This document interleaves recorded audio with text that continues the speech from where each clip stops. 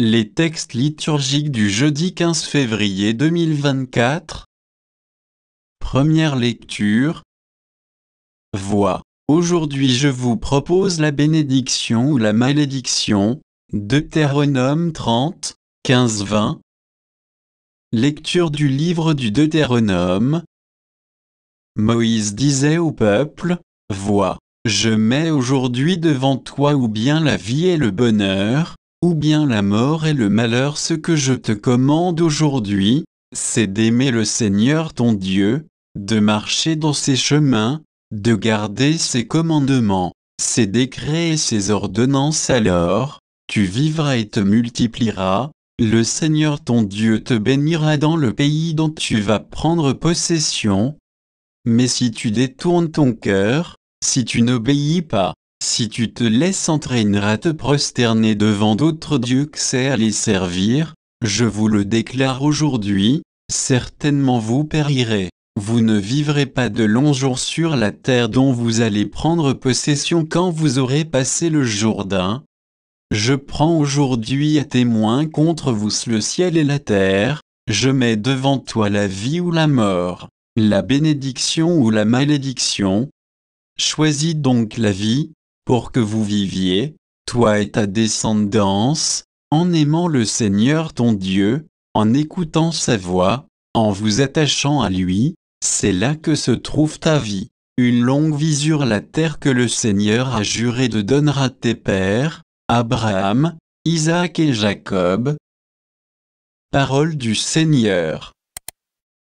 Psaume. Psaume 1, 2, 3, 4, 6.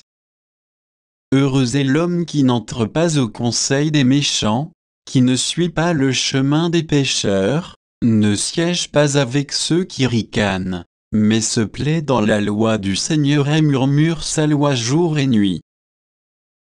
Il est comme un arbre planté près d'un ruisseau, qui donne du fruit en son temps, et jamais son feuillage ne meurt. Tout ce qu'il entreprend réussira. Tel n'est pas le sort des méchants. Mais ils sont comme la paille balayée par le vent. Le Seigneur connaît le chemin des justes, mais le chemin des méchants se perdra. Évangile. Celui qui perdra sa vie à cause de moi la sauvera. Luc 9, 22-25. Évangile de Jésus-Christ selon saint Luc.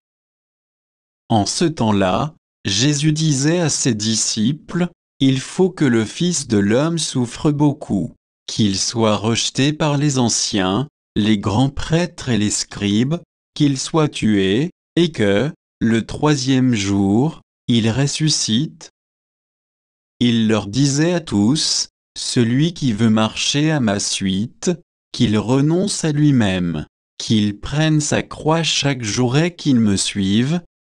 Car celui qui veut sauver sa vie la perdra, mais celui qui perdra sa vie à cause de moi la sauvera. Quel avantage un homme aura-t-il à gagner le monde entier, s'il se perd ou se ruine lui-même ? Acclamons la parole de Dieu.